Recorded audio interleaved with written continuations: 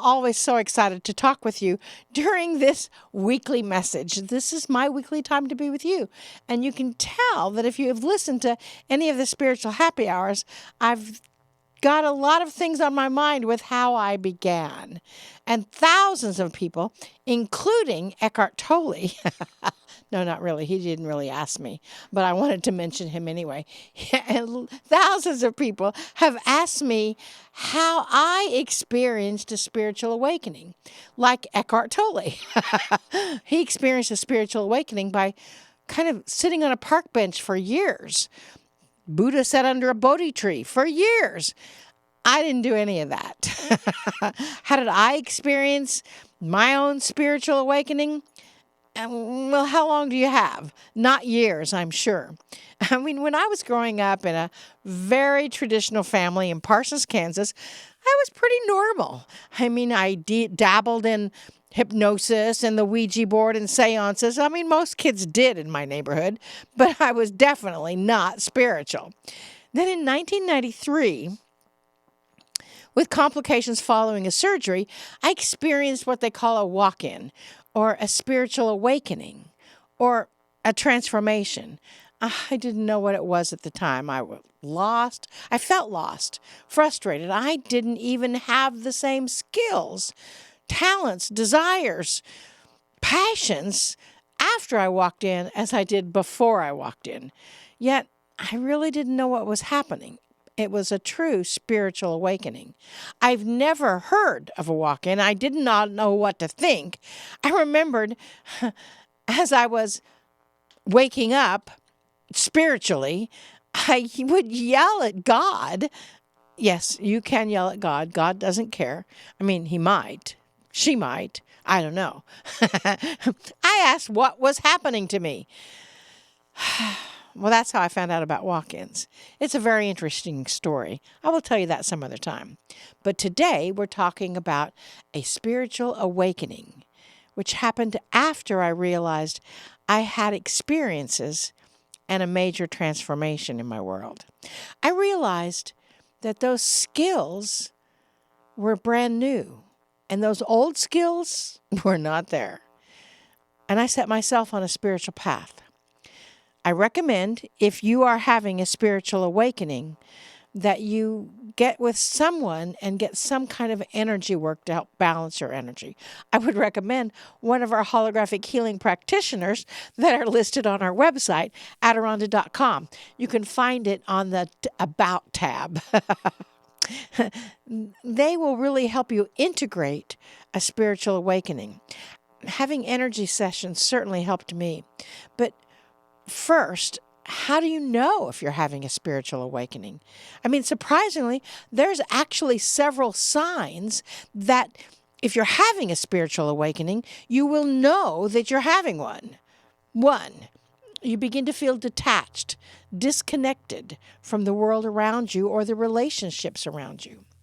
2, you drastically evaluate your beliefs. You know what you previously believed in was not the reality that you are experiencing. 3, you might begin having lucid dreams or very vivid dreams. I remember dreaming about aliens and drawing them in my journals, and then 30 years later, they showed up in the movie Avatar. 4, you seem to experience deja vu. I remember as a kid, I would dream several things that happened, and they always freaked me out because then they did happen. But a deja vu experience is a part of a spiritual awakening. 5, you experience a shift in your relationships, your close relationships. You may feel unattached to your spouse, your family, or the opposite. You may become really attached to them and worry about losing them. 6, you become more intuitive. I realized as I set myself on the spiritually awakened path, my intuition seemed to increase. Then I experienced divine guidance in my guided writing, which is like journaling, only more connected. I would write about things that would happen later that day to prove to me that the spiritual awakening was real. 7, as I started to explore things, life, everything became more intense. I experienced visions, seeing or sensing beings who I knew in my logical brain they were not physically present. I began hearing voices guiding me, good voices, guiding me throughout my day as I was selling advertising. It was wild. 8, I was hungry to learn what it all meant. And suddenly I had a huge passion to help shift the world into a world of light, away from the old destructive emotional patterns. 9, the realization that I felt being dragged down by some of my longtime friends. I would go have lunch with them and I'd come back exhausted because I noticed how negative they were and I didn't really want to be around them anymore. Before, I didn't really notice my negativity in my friends. After my spiritual awakening, I did. 10, I had a burning desire to be all that I could be, incorporating these new talents, these new skills, intuition, inner sight, and much, much more. I suddenly wanted to take every class on intuition, healing, psychics, or whatever.